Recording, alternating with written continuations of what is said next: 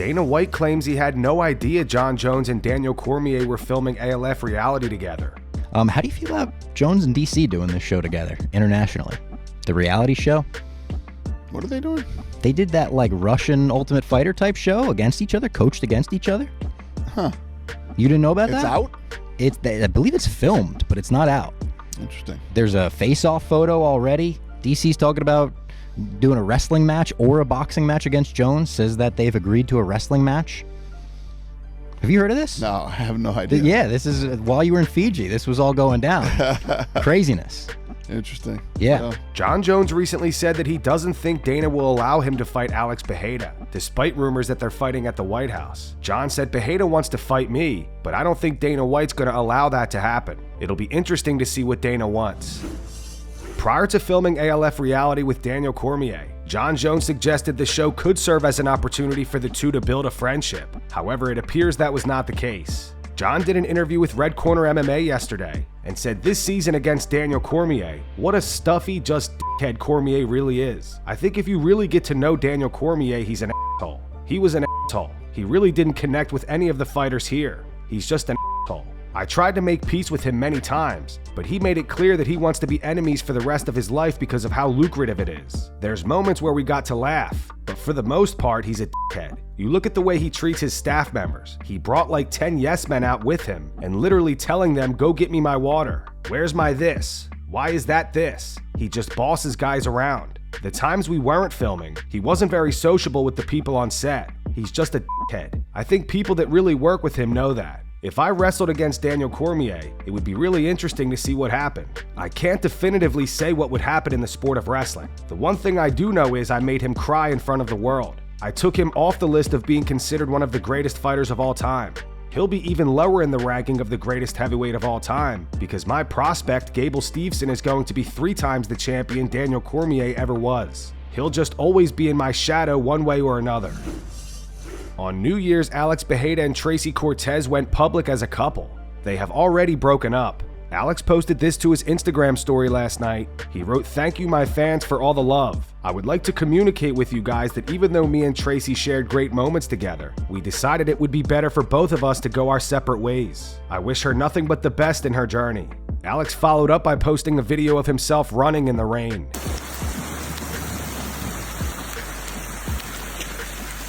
Chuva de bênção.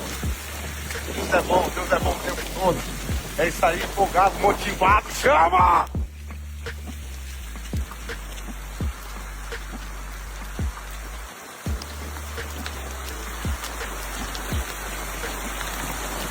Na outra.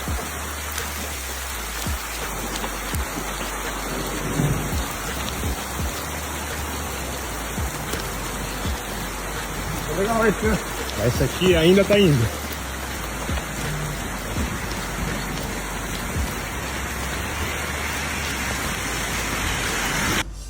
Yesterday, the MMA guru posted an interview with Paddy Pimblett. During the interview, Paddy made some comments about Dan Hooker. And lad, people are saying like Justin Gaethje, he's older than that lad. He's 2 years older than Dan Hooker. That's true. Dan Hooker can't.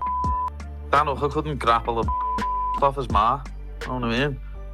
Okay, strong statements about Dan Hooker there. Dan Hooker fired back on X. He posted the video of him running into Paddy prior to UFC Qatar. He wrote, "Ain't said when we were face to face, bitch. I thought we were mates, but you're not a very good mate, are you? At Paddy the Baddie. R.I.P. Ricky." For those unaware, Ricky was a close friend of Paddy's who tragically died by suicide in 2022, just before Paddy fought Jordan Levitt at UFC London. I woke up on Friday morning at 4 a.m. to a message that one of my friends back home had killed himself. This is 5 hours before me weigh-in. So Ricky lad, that's for you. Hooker followed up by posting this. He wrote, "It's on site, you fat bitch." Paddy fired back saying, "Thought we couldn't be mates because I'm ranked above you. You took a hypothetical joke about how bad your grappling is and responded by talking about my mate who committed suicide. Now that's the lowest of low, and on site is fine by me. You're utter dog at fighting." Daniel Cormier revealed how the season of ALF reality featuring him and Jon Jones as opposing coaches came together. According to DC, it all began with a text message from an unknown number, which included a video showing Jon Jones. A few months ago, I received a text message from a number I did not recognize. When I get the text message, I see that it's a video, but all the communications are in WhatsApp, which I don't check very often. I check the WhatsApp. I see in the WhatsApp a message. It's a video. I look in the video. The first thing that pops on my screen is a Russian guy, and then he pans to the right and it's Jon Jones. Look, you guys know that the one thing that I want to do always is compete against Jon Jones in anything, right? I don't love the idea of going around him, but if Jon Jones learned anything over the time that him and I were interacting and fighting, is just challenge me. If you challenge me, you know that I'm going to respond. How is that response going to go? You don't know. But you do know that if you challenge me, I am going to respond. Josh Thomson reveals Khabib was mad at him for having Conor McGregor on his show years ago. As you know, Khabib was very upset with me. I will give you this little caveat here, is Khabib was upset with me when I had Conor McGregor on our show. And he didn't talk to me for a while. And I had to reach out to him like, hey, you haven't returned my call. We ran into, he's like, brother, he's like, it really upset me that you had him on. And I was like, oh, wow, I didn't know this. He never talked to me about it until I had to approach him. So loyalty is a huge thing. And I've always been a very loyal person. I didn't think he'd be offended by it because I was like, you beat his face in. Like, what is there to talk about? Like you destroyed him. Like, so I didn't think he'd be mad, but he was upset. And as I look back, I'm like, I understand now. He said all these things about your father. He said all these things about you and your religion and your culture and your family and your wife and everything. And so then I wrapped my head around that. I was like, all right, cool. I understand exactly where you're coming from now. Michael Bisping believes Islam Makhachev is unbeatable at welterweight right now. Yeah, Islam Makhachev, man. I really don't think anyone's going to beat him anytime soon. I really don't. So we'll just go with that, even though the welterweight division is the most stacked.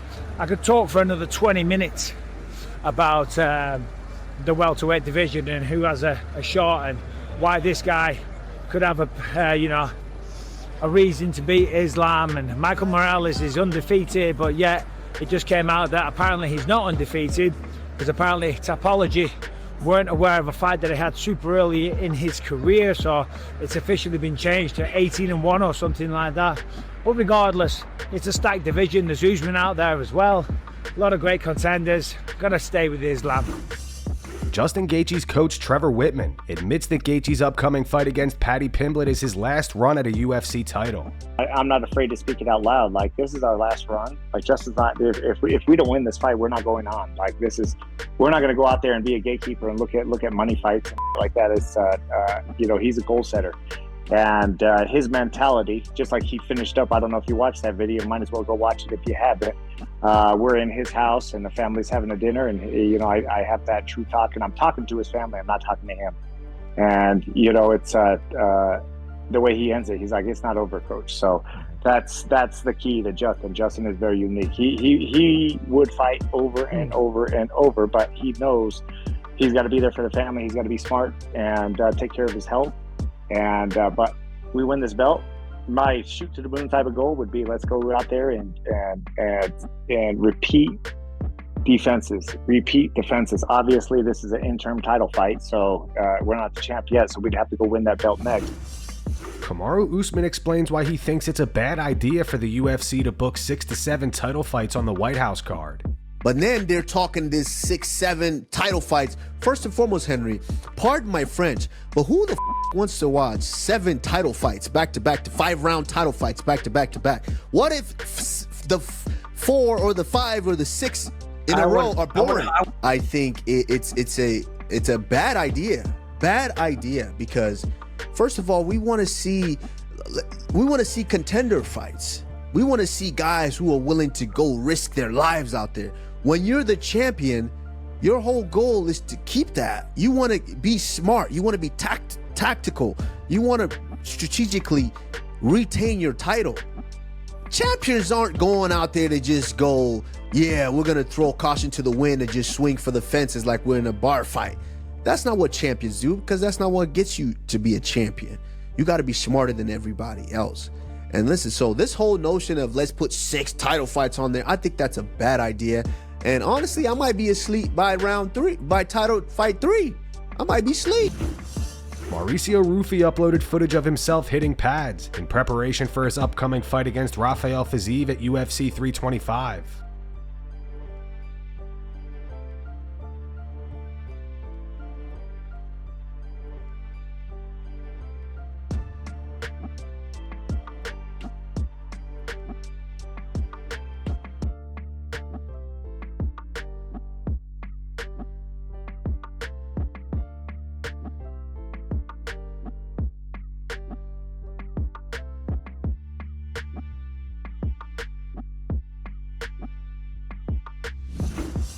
Michael Chandler gives his prediction for Justin Gaethje versus Paddy Pimblett. He has faced both fighters before, losing to Gaethje by unanimous decision in 2021 and to Paddy by TKO earlier this year.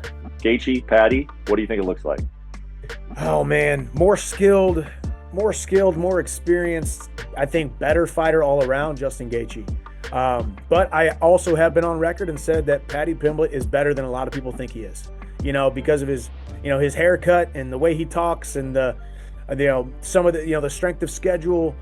People don't give him a lot of credit, but when I fought him in April in Miami, I'm not going to say that I was surprised because I was expecting the best version of Paddy, but he's better than a lot of people give him credit for.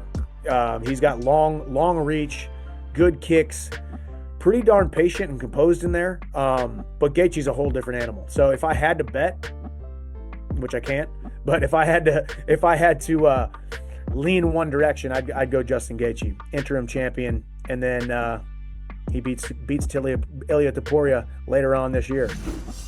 Ilia Topuria has won his first legal battle against his ex-wife Georgina. Earlier this week, Topuria appeared in court after Georgina requested permission to travel from Spain to Miami with their daughter. The court ultimately ruled in Topuria's favor, dismissing all of her requests. Georgina argued that she needed to leave Spain due to online harassment. However, the judge rejected this claim, noting that flight tickets had been purchased 12 days before Topuria released a statement that later drew widespread media attention. The court also addressed the 4-month period during which Topuria was unable to see his daughter, stating that it was the mother's decision to prevent the father from having contact. Topuria is now targeting a return to the UFC in late spring or this summer. And that's going to wrap it up for the news. Thanks for watching. For daily MMA news and content, subscribe to Full Mount MMA and click the bell icon to be notified when we post videos. Here are the 3 top comments from last video. The first one's in reference to Jamal Hill suggesting he may move up to heavyweight. It's from Project X7. It says Jamal should move up to Misfits. The second one's from Adeptus Santos. It says Hill would look like Humpty Dumpty in heavyweight. And the final one's from Nakambo. It says, I have never seen one man as thirsty for another as Chandler is for Conor. Those were the 3 top comments from last video. If you want to be featured in the next one, all you have to do is comment down below. And if you missed yesterday's news, click the video on screen right now to get caught up.